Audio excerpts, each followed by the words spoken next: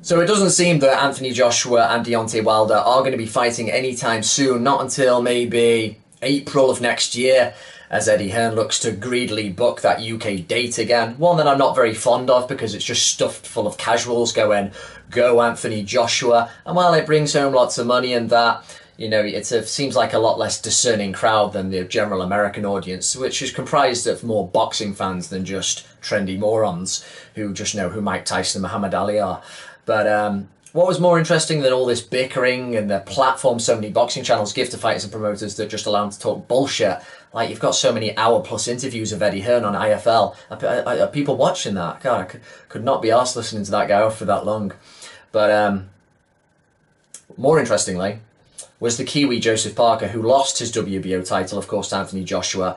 And he reckons that Wilder will beat AJ as things stand whenever they hook up. I was wondering whether it was a little bit of saltiness, the fact that he lost, and then AJ later recognised it wasn't the most exciting fight, so he said, I could have knocked out Parker, but I chose not to be careful to guarantee the win. And then Parker was like, no, you couldn't. So, there was a little bit of, not resentment, but a little bit of needle there after the fight had completed, which isn't surprising because neither of them left it all in the ring, so it stands to reason there'd be a little bit of jabbing after that.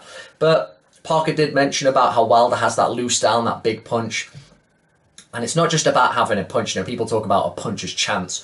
Wilder doesn't have that, and a lot of people have used the phrase as well that Wilder has bailed himself out a lot of the time. It's not so much that, it's the fact he has the platform and the awkwardness to set up and land that shot.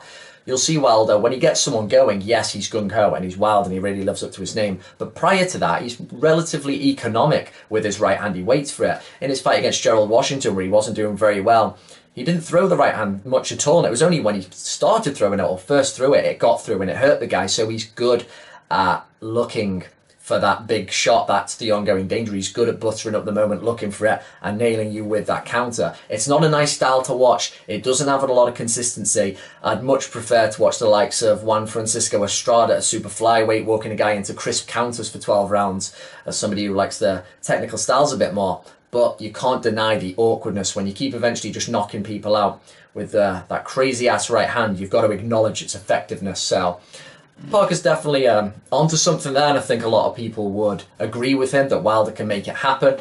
What do you think as things stand? Do you agree with the Kiwi? Do you think his opinion's a little bit influenced by being salty? Or do you think the wild man from Alabama, as things stand, would take out AJ with one of those big bombs?